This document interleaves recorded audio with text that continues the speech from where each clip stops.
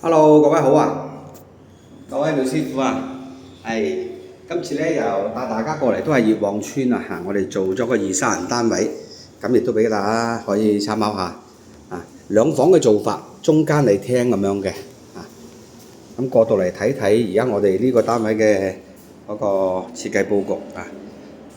上面呢一組七字櫃大家都會做㗎啦，跟住呢個位置係一個間牆櫃 C 位。其實下邊同埋上面咧，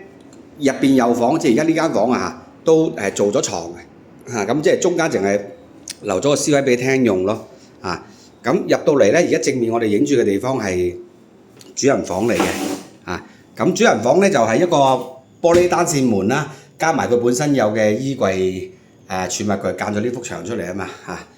咁可以先睇睇過到嚟而家呢個位置先嚇。睇下我哋門口入嚟嘅呢間房嚇，做咗個日式吊趟門就間咗呢間房出嚟嘅，係啦，入邊留空格位俾冷氣出入，呢度冷氣入去，呢邊出嚟，會見到啊，做咗留空位嘅嚇。咁然之後咧，你過到嚟見到我哋本身咧上面咧比較好就係呢個木格套度做咗呢一個分體冷氣嗱，因為佢嘅冷氣窗台喺左手邊啊嘛嚇。咁入到嚟咧，而家我哋睇呢間房嚇。打開個趟門入到嚟咧，其實咧應有盡有，上下床上下床下邊地台床，上面上架床，呢兩爬梯係掛喺呢個位嘅。跟住呢個位置咧，其實做咗個衣櫃儲物櫃俾佢㗎咁或者書台櫃都得啦。仲有呢邊咧，其實都有一組斜角櫃嘅，即係而家我哋講緊嘅呢度借位出嚟嘅啦嚇，呢個位置借位出嚟呢組斜角櫃入邊咧，打開全部都即係都唔會浪費佢空間嘅。呢啲全部都係可以收納嘅，係啦打翻佢咁啊閂翻門，係啦。好，跟住咧就係講緊係洗手間啦。洗手間呢個位置做七字櫃，呢個係鞋櫃、獅字櫃啦，跟住吊櫃全部都齊晒嘅，係啦。跟住呢一度係嘛背景牆咁然之後咧，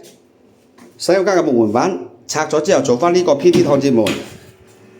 係啦做翻呢個 PD 趟接門，入邊咧就假天花玉屏玉屏有啲補件未到到時候會裝埋嘅。入到嚟咧個廚房個洗手間呢一個位置咧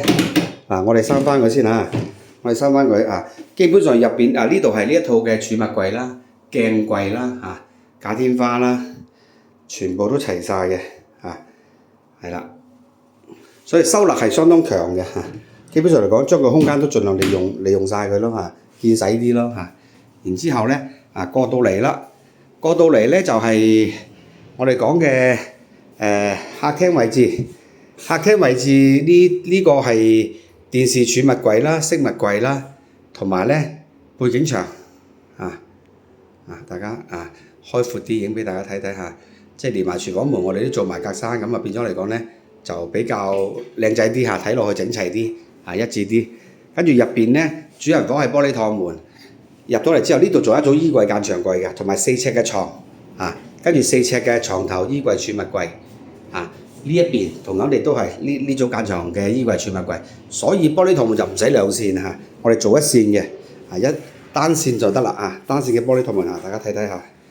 係啦閂完之後係嘛好正個感覺打開個廚房門俾大家睇睇廚房入邊嘅嗰個佈局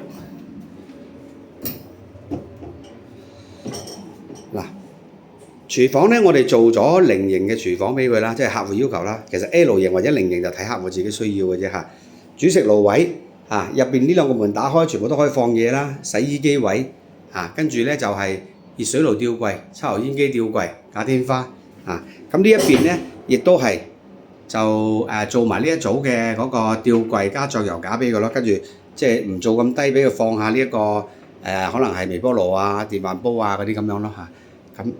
就過翻出嚟係啦。而家呢一個咧，其實我哋就冇拆到個門嘅，因為大家都知道啦，廚房個門你係唔拆得㗎係啦。不過咧就即係我哋利用呢個門嘅優勢去做呢一幅牆出嚟令到佢整體效果比較好咁解啫，係啦。好，比較下參考下咯，係啦。有需要隨時可以 call 我嚇93514860啊，苗師傅，大家夾一夾咯嚇，啱唔啱唔緊要嚇，係啦，我哋做嘢都比較公道實際，報價各方面嚇。